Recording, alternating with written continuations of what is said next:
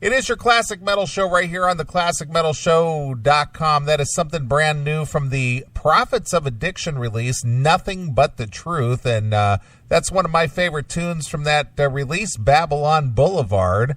And on the phone with us, we've got the founding member, bassist, frontman of Prophets of Addiction, Lesli Sanders. What's going on there, Lesli? Hey, how you doing? We're good. We're good, man. This is the first time that we've had you on the show, and you've been kicking around the music scene for, quite a while. And, as a veteran musician, you seem to have something going on for yourself after a long struggle of, making the music life happen for you. Yeah. I'm just trying to keep him busy, I suppose. Well, absolutely. Well, Lesli, I know a little bit about your history as far as, the music scene is concerned. I know that you spent some time in Hollywood and L.A. area, and you became associates and friends and compadres with a lot of the musicians from the Sunset Strip days. And, you've kind of forged out on your own with this Prophets of Addiction to, kind of put your own mark on the world. Yeah, I mean, originally I moved down to Hollywood many years ago with a band I had called Queenie Blast Pop. And, we did pretty good down there, and it was just a little late. And then, I had some other bands, and I ended up playing Pretty Boy Floyd for a while. And after a while, I decided, and a lot of partying, I moved back up here to the Northwest near the Seattle area, and I got sober. And shortly after that, I decided that I was going to get a band rolling again. And so that's when I started up this thing, and then been doing it ever since, and touring constantly. And was doing that, and that's when finally I was getting a new drummer, and we found Wayne, and everything was going great. And then it's when he got stricken with that illness. Right. So we decided, well, we did a tour that was scheduled with Wayne. We did an acoustic, and then we did another one with a fill-in drummer. We were working on some new songs and stuff also at the time. And at that time, Wayne was he thought he had a flu or some kind of illness or some kind of bad cold, and things just got worse and worse from there. At that point, we decided, well, we wanted to give Wayne the benefit of the doubt that he could get better and be back to do this. He was really into it. And although he plays a different kind of music now, his roots come from the old school, like Hanoi Rocks and a lot of that kind of stuff. So he was perfect. He knew the music. He played great. He just got sick, and we wanted to give him the benefit of the doubt to see if he could get better and we could still do this. Right. Instead of moving on without him. And that's where we are. We said, well, in the meantime, we can wait for Wayne, but we can keep busy ourselves. So let's go ahead and do this acoustic type thing, which we both, myself and Glenn, kind of always wanted to do anyhow. So right. It kind of worked out. Otherwise, we probably never would have done this.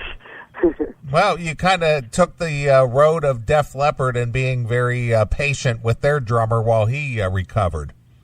Yeah, it's on a different level, and somebody else has mentioned that in another interview I did. I said, yeah, well, I went through so many, you go through so many people and musicians and different things and this, and it's hard to find the right guy. It's hard to find somebody who's cool or somebody you get along with and stuff like that. So at that point, it was just like, well, yeah, we better just wait for Wayne. And what we were working on was just sounding so good. And I mean, at one point, I suppose we'll have to revisit this.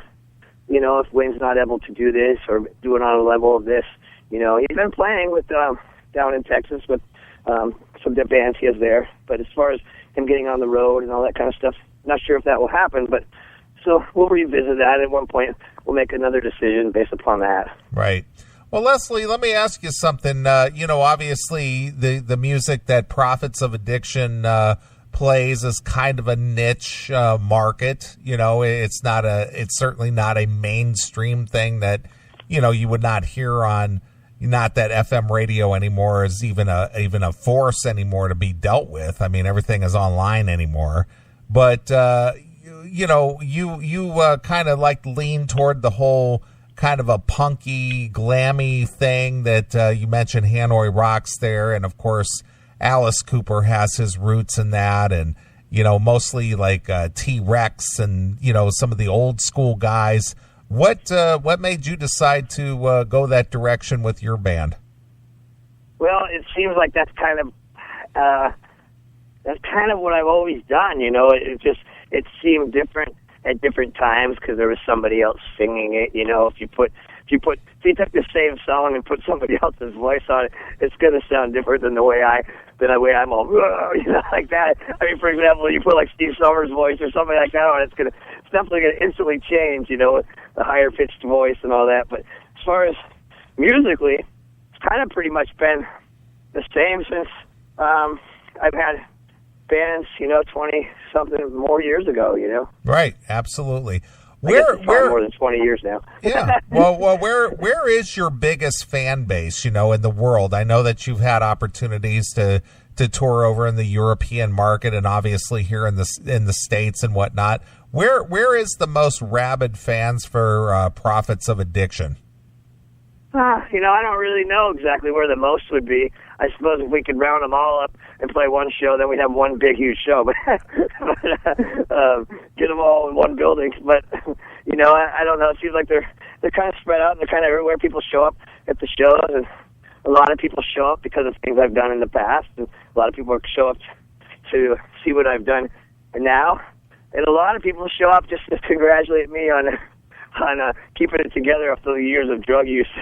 Because people saw me at those points in time, and they just show up to tell me how proud they are of me, Yeah, absolutely. Well, one of your contemporaries who's from, your area, neck of the woods, who went to L.A. and made a name for himself, obviously, is Duff McKagan, who of course, who also plays bass and, was in probably one of the biggest, most notorious hard rock metal bands in the world, Guns N' Roses.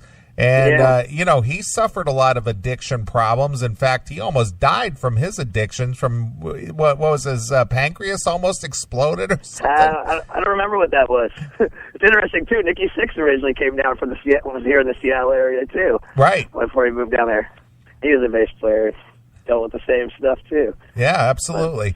Well, this is kind of out of the park, and maybe you have some thoughts on it, and maybe you don't. If you do, that's cool. If you don't, that's cool, too. Okay. But being that you're from the Seattle area, and, obviously the quote-unquote the grunge movement of the early 90s took hold, what is it about all the lead singers of all those bands that came out of that area, be it Kurt Cobain or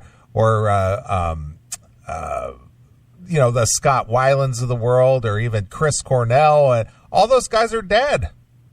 Yeah, I don't really know. The only one that I personally knew and was friends with, real friends with, was Lane Staley from Alice in Chains. Yeah, there's another guy dead. He's been to my parents' house and stuff. Right.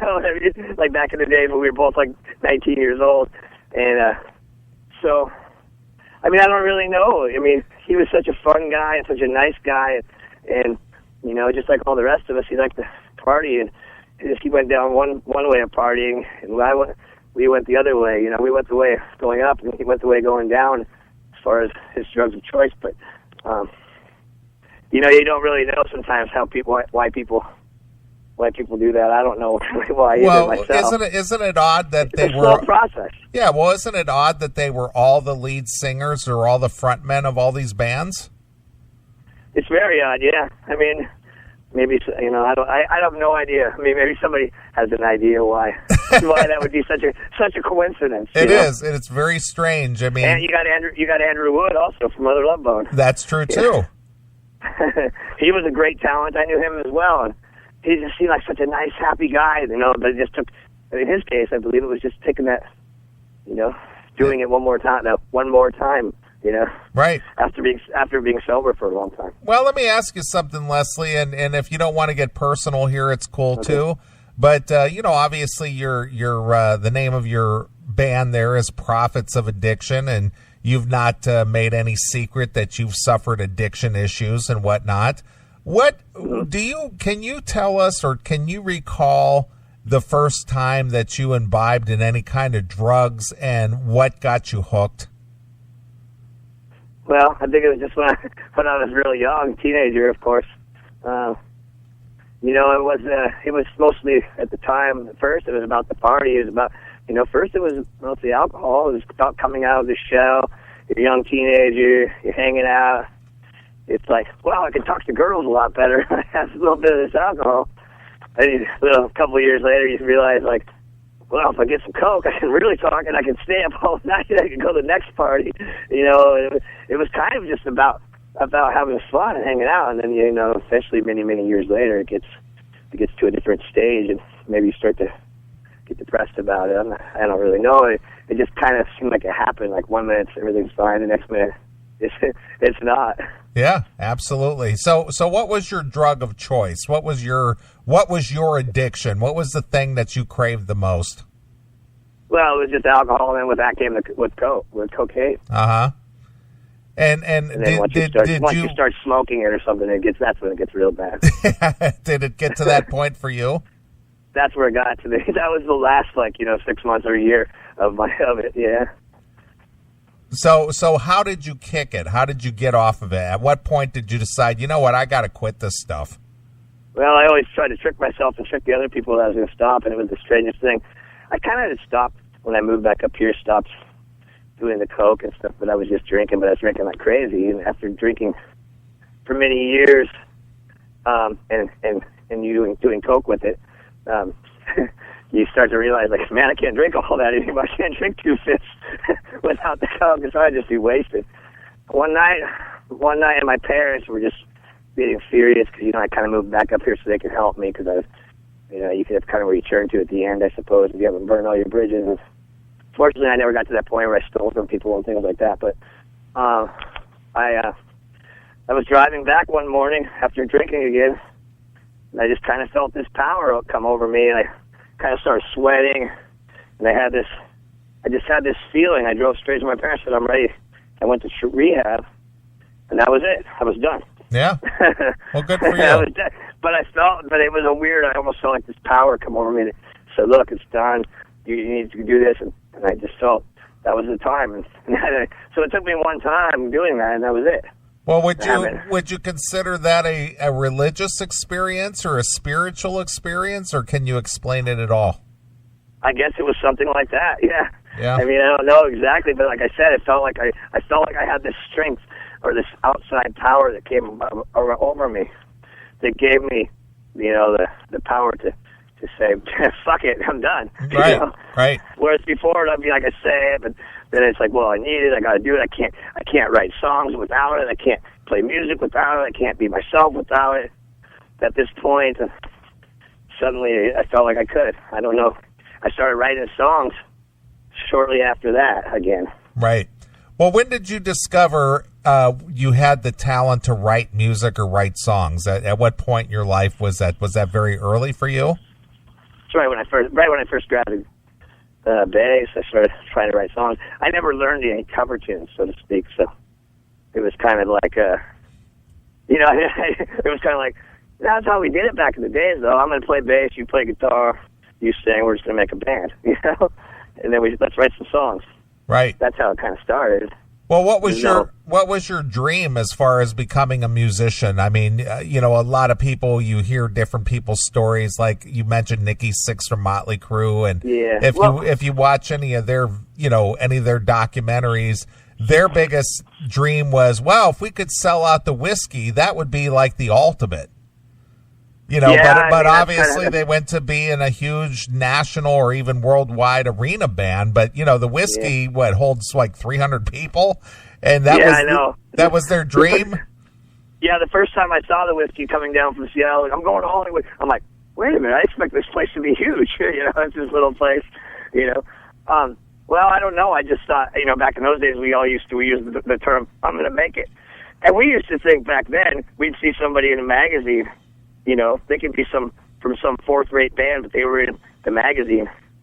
And you would assume those guys are multi-millionaires and blah, blah, blah, you know, just because they were in a hit parade or something. Yeah, well, notoriety does not equal wealth. Yeah, that's for sure. Oh, I realized that many years later. You know, even the guys that I knew that had quite a bit of success. You know, obviously, if you get like Guns N' Roses or something, you got a lot of money. But you know, the ones that just put out a record and maybe even went gold, they have no money. Right? Absolutely. Well, you know, being that you kind of started in the music business back in the day when there still was a record label and there still was potential to actually, make money at music. What makes you continue doing this today when the industry is so different? You know, obviously nobody's making money on recorded music unless you get it in a soundtrack or something like that. So what's your driving passion to continue on, recording and writing and making music? I guess at this point it's just me. It's just what I do. I don't really know. I would still be on the road 300. I would be on the road 365 days a year if I could, and just playing. I love it. Absolutely. Well, tell us a little bit about this Nothing But the Truth. Obviously, this is a big departure for you, being that this is an all-acoustic record. And, you obviously kind of explained to us how, you lost the services of Wayne as your drummer, and you were kind of forced into, doing some shows acoustic. What, in hindsight now, looking back, do you think this was the right decision or the right direction for you to go? Well, I mean, we wanted to do it, so I mean, I've never been one to care about what direction, or I've kind of just stayed the same direction. I suppose so. We did what we wanted to do. That's what we wanted to do. I mean, after given the choices of Wayne not being there, we said, well, what can we do? What can we do busy? How can we do this and keep Wayne here with us? Right. Right. I mean, we're not going to say, let's find a new drummer, let's make a new recording with a new drummer, so let's make a recording with no drummer. How about that? Sure. So there's just some percussion on there. Right, absolutely. So and, the whole acoustic, the whole unplugged thing, that's never a reality because everything's got a microphone and a cord going to it that's recorded. So it's it's kind of funny. It's always gets called unplugged. Except everything has a microphone in front of it. Well, yeah, absolutely. And the thing is that, obviously MTV kind of made the whole Unplugged series very popular a few years back, where, bands turned their, electric hits into unplugged hits. And so many of the veteran bands participated in that. And it actually went over pretty well for a lot of the bands. Yeah, I mean, a lot of people have said that they love it. They said, man, you can really hear the words. It's really cool. It's got a cool vibe. This is one of my favorite things you ever done, blah, blah, blah. And then other people will say, hey, you want to review this new record? I hate acoustic music. I don't care who's playing it. they'll be like, yeah, I don't care if it was my favorite band in the world. And they go, I own 4,000 CDs. I don't have one acoustic record. Right. I'm like, okay. All right, cool. So they're basically saying, I don't even want to listen to it because I can tell you already that I don't like it. Okay. Well, that's very open-minded of them. Yeah, it sure is. But I've got that. I feel from a couple people. I mean, not a lot, but definitely a couple people told me that. Well, straight up. so were these songs written for this album to be acoustic? Well, that's the thing is a little over half of the songs were songs from previous two records that are full-on rock songs, and a couple of the songs are ones that are basically made to be kind of like acoustic records. Right. I mean acoustic songs for this record. Right. So, I mean, in all reality, we might have slowed the song down. Some of them we changed some of the notes, maybe the progression a little bit and stuff. But at the end of the day, they're still just, simple rock songs that can be just played with chords, open chords like that. Absolutely. Well, who, without sounding cheesy here, but who do you look up to in today's world as far as your influences are concerned? Are there any newer artists that you like, or are you pretty much, influenced mostly by the more veteran artists? Yeah, mostly the veterans. It's still the same people that I liked for the most part. It's the same people I liked when I first started out. Absolutely. Well, what is the plan for Prophets of Addiction? We are still early in 2019, so what do you got coming up for the rest of the year?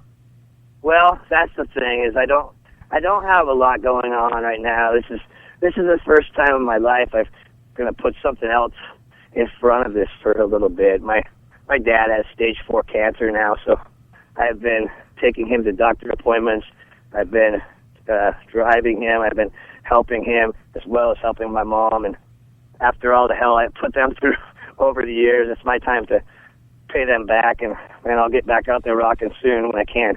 But in the meantime, I'm going to deal with this for a little bit. And obviously my dad's not going to be around forever with this situation he has. So I got to step back and deal with it. In the meantime, I'm going to write some new rock songs, and we might start to record some of that stuff or demo for some of that stuff. But as far as the tour dates, right now I can't book a tour that's 6 months from now or 4 months from now or whatever, because I don't want to have to cancel it, and I can't be gone, too much. Sure, absolutely. So that's what's going on with that. But I have to put that, like I said, it's the first time. I was gone in L.A. for 18 years and kind of, left my family here, so this time I got to be here for them.